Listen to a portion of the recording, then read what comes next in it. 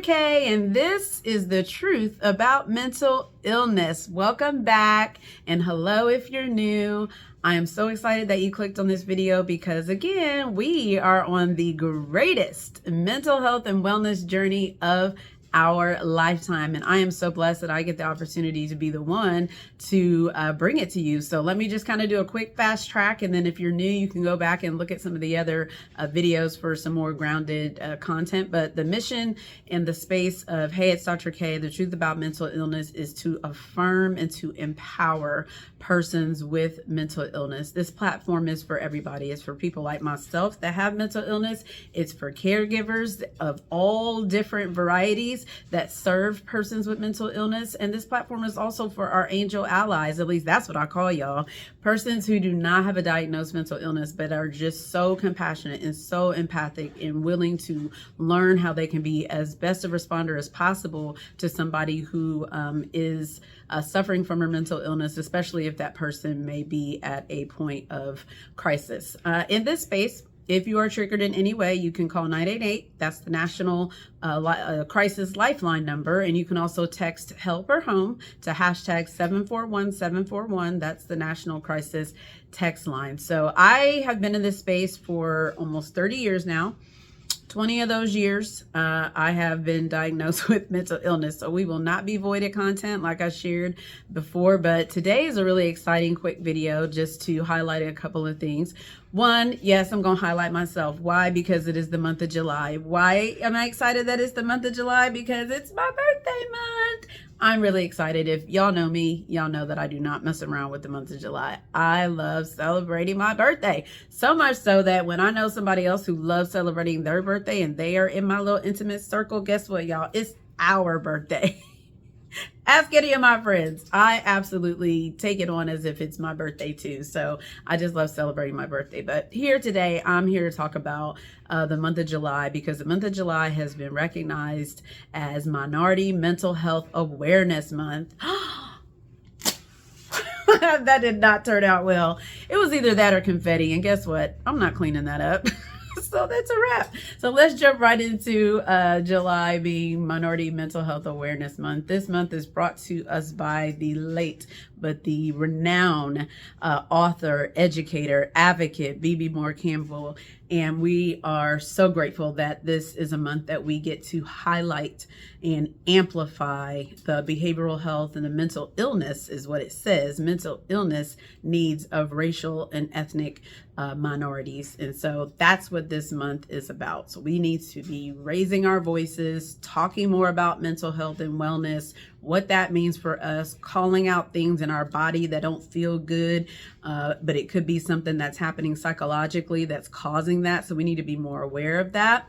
So this month amplifies the opportunity to be able to do that. So there are disparities that exist. There are gaps. We know that disproportionately among racial and ethnic minorities in this space of mental illness and actually getting the care that we need. I identify as Black. I identify as a woman.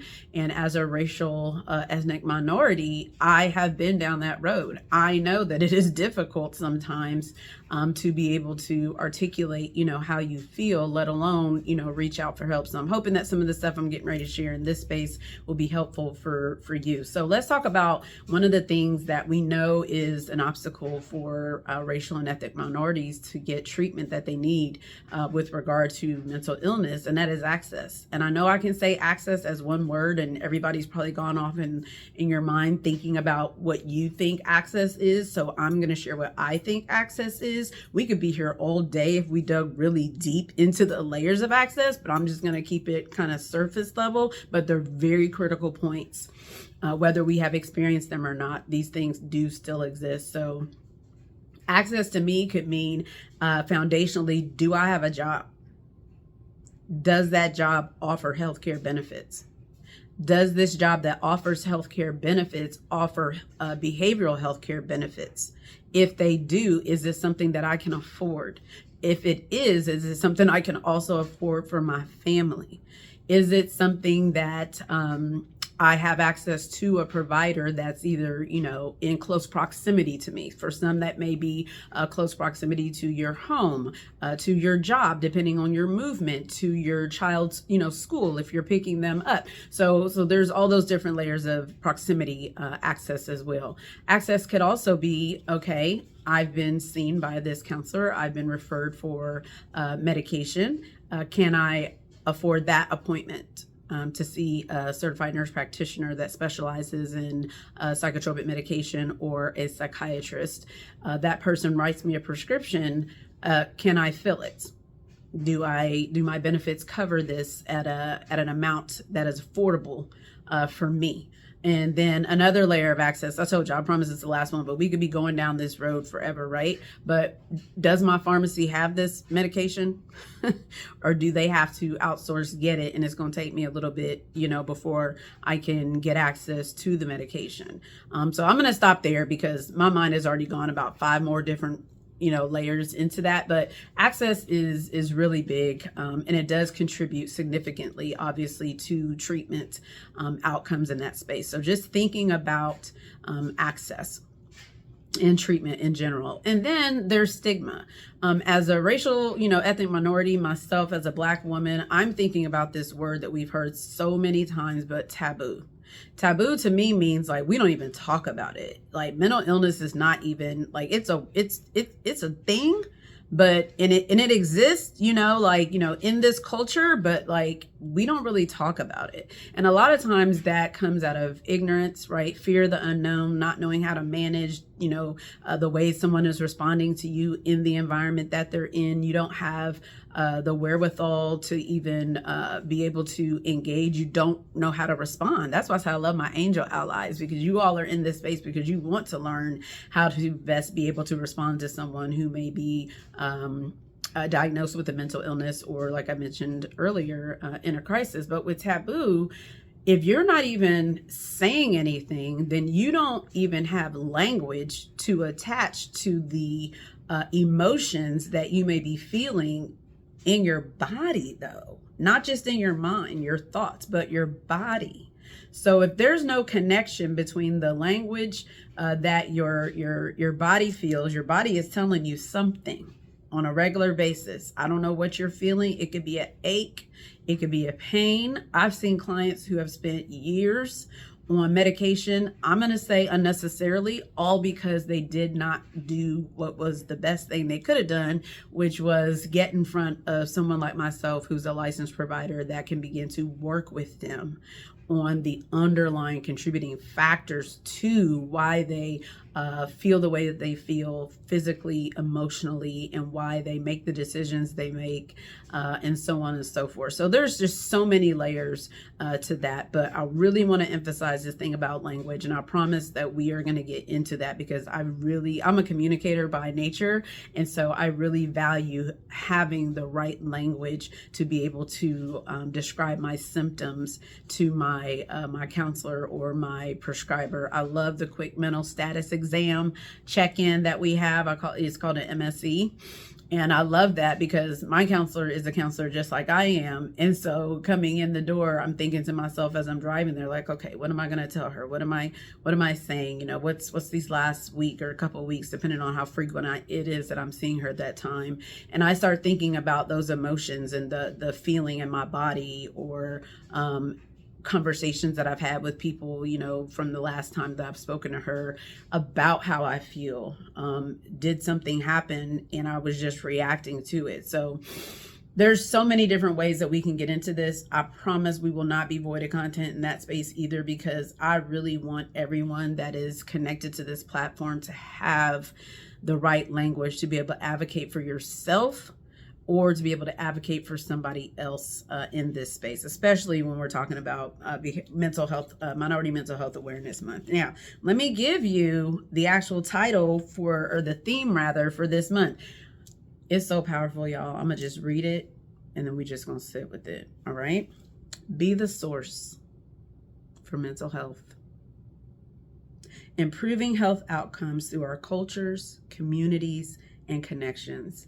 I feel like when they said be the source, I felt that like in my soul. Like I felt like that was a targeted statement for me. Be the source, like you. Hey, you. We are all in this together. You be the source, okay? Be the source. And so culture.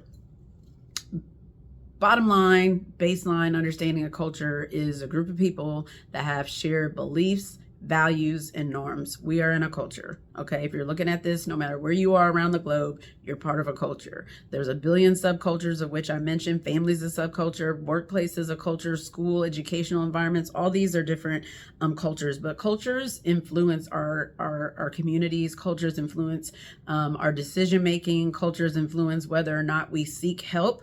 Culture also influences the route by which we go to seeking help. For me, I went to my primary care physician, and that one visit of me saying, I don't like how I feel right now. I don't like this. I'm not used to this. I don't know what this is.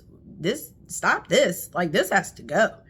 I didn't like it. And so I went to her, and that was the moment. That was the catalyst to everything that kicked me off and having a better understanding about my own symptoms and mental illness and what that looks like. So I told her, from a community perspective, I'm going to say this again, we are not meant to live this life alone. So I feel like saying, stop it if you are. We are not meant to live this life alone. We are meant to be in community in some way with other people. I cannot tell you who your community is, but sit back and kind of think about who you would consider part of your community, not just from a demographic standpoint, but maybe your faith community.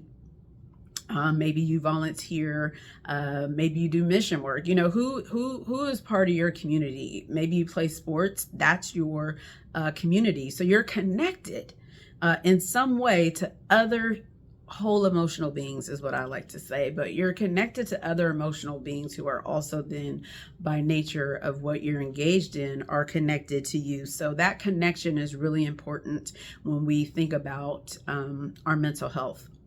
Overall, there may be somebody in our community that can call something out about us that maybe we don't see, or maybe that we've just been carrying for so long that we just operate out of it and don't even think any other way about it. And the world just needs to take it, right? Like, this is who I am, deal with it. But it might not be the most healthiest route to go. And so then we go to connection. So culture, community, and then connection. I have a great example of how I went from community to connection, which was several years ago. I was really committed to this dance class. This dance class was at a gym, then it moved to another location, but this was a dance class. There was so many different people in there from all over. Oh my gosh, it was a great experience. But that class turned into like a smaller group of people hanging out, doing choreographing dances and things like that together, to me even meeting somebody who is now like one of my really, really great friends. This person is like me and then completely opposite of me at the same time.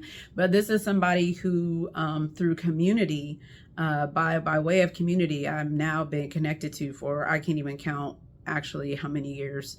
We are so different. Maybe one day they'll allow me to share. Maybe one day I'll be in public and you will see me talking and they will be there with me. But I just value how that relationship evolved very organically. And this is now somebody who I consider a really good friend. This is somebody who, if I talk to my counselor and say, oh yeah, I know I could call this person for that. And so having that connection, because we're not meant to live this life alone, having even just that one connection for me that came out of community, that came out of culture, was really, it has been really impactful for me. So I really appreciate that. So we're going to focus on building ourselves up. Let me say a couple things real quick, because you know I have, as always, a call to action. And real quick, when I talk about community, I don't want you to think that I mean that we always have to be around people, because we do not always have to be around people. I'm a bit of an introvert, okay, even though it probably doesn't seem that way. but I believe in having my mental recovery time. So I'm not talking about that type of community. I'm talking about things that, you enjoy, you engage in, and it's healthy for you, even if it's a healthy challenge.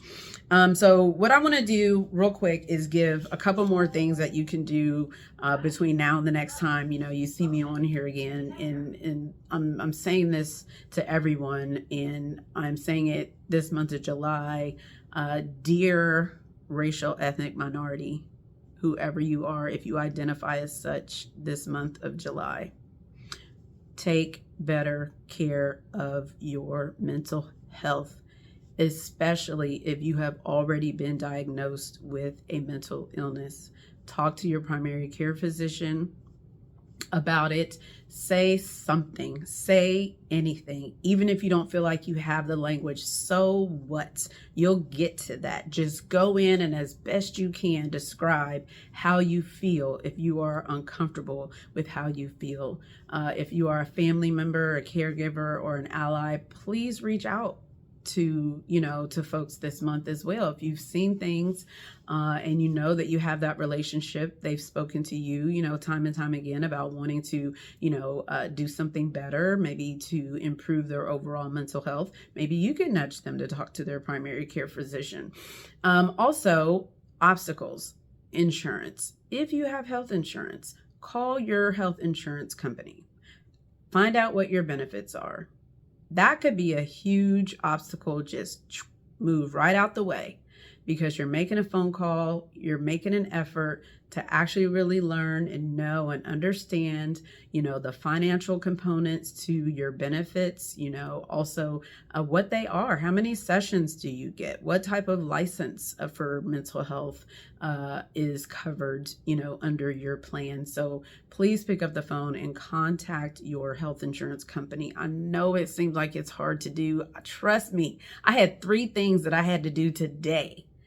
And I was like, these things are so easy. I don't even have to leave the house to do these things. But for some reason, I just didn't have the mental capacity at the moment to do it. And I was like, listen, you realize that when you make this one phone call, this thing is over. Like, you've done this. You've made a step. You've taken a step, girl. So I'm not telling you this stuff to say, oh, just do it. Like, I'm telling you because I've had to do it and I'm still doing it. So I get that it might be uncomfortable at first, but I truly believe in making informed decisions.